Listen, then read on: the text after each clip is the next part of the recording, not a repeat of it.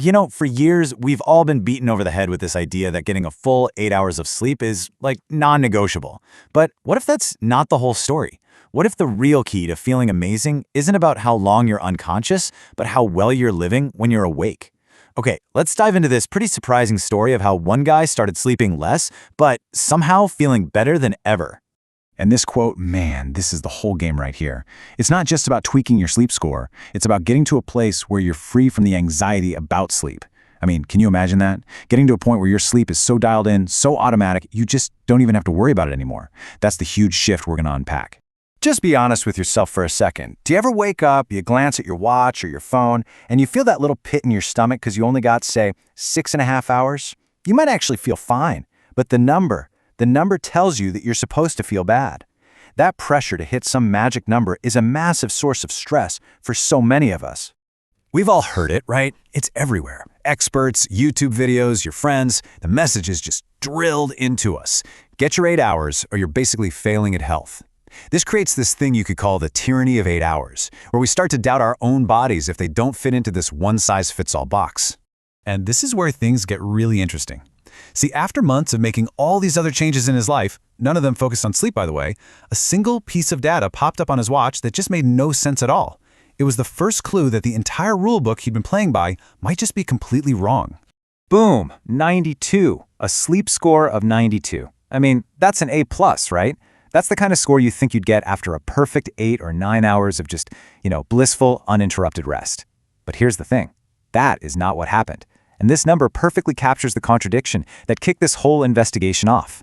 So wait a second, a 92, but he'd only slept for 6 hours.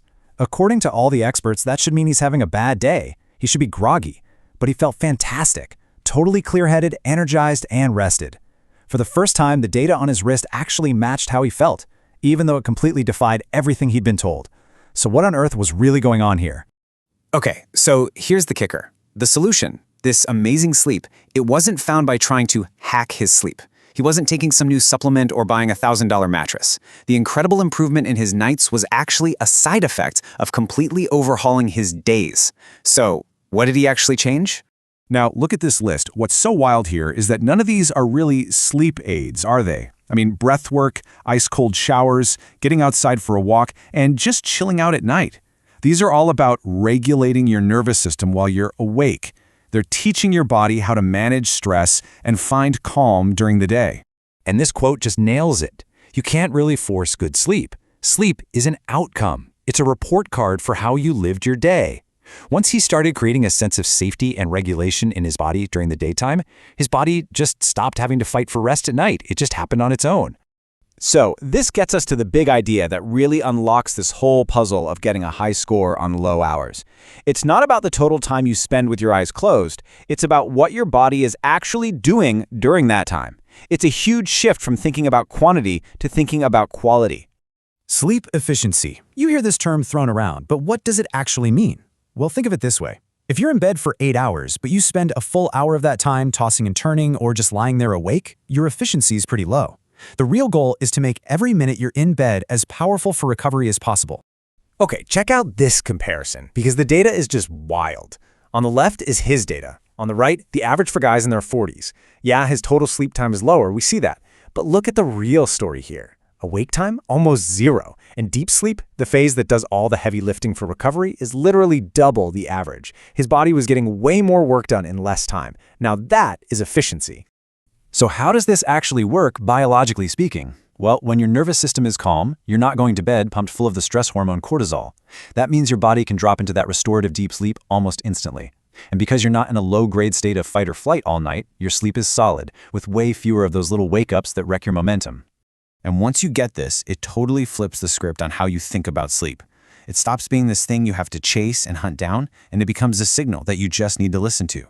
Your sleep patterns are simply giving you honest feedback about the state of your nervous system. So, what about that 4 a.m. wake-up? Sounds crazy, right? But it turns out, it's not a bug, it's a feature of a well-tuned system. Right around that time, your body has this natural, gentle rise in cortisol to get you ready for the day. Your core body temperature hits its lowest point, and your brain starts picking up on tiny changes in the pre-dawn light. A regulated system simply wakes up when the recovery work is done. Now, I want to be super clear about something here. This is not about promoting sleep deprivation or trying to force yourself to sleep less. Not at all. It's about promoting better sleep. And it's about learning to trust your own body when it's telling you, hey, we're good, we've had enough. It's trusting your biology over some generic number. So in the end, that fancy watch on his wrist didn't give him a hack. It gave him something way more powerful: permission. For months, he'd been waking up feeling great, but then doubting himself because of that old 8-hour rule. The data just gave him the confidence to finally trust what his own body was telling him all along. So let's just boil this all down. What are the big takeaways from this whole journey? Number 1, good sleep is really a reflection of how safe your nervous system feels. 2, waking up naturally, even if it feels early, is probably a sign that your system is well regulated, not that you have insomnia. And finally, quality sleep comes from getting your day right, not from forcing your night. And that's the big idea I want to leave you with. We spend so much energy chasing more rest, more recovery. But what if we flipped that? What if we focused on building a life that was just less damaging? A life so in tune with our biology that we don't need to spend a third of it just recovering from the other 2/3. What would that even look like for you?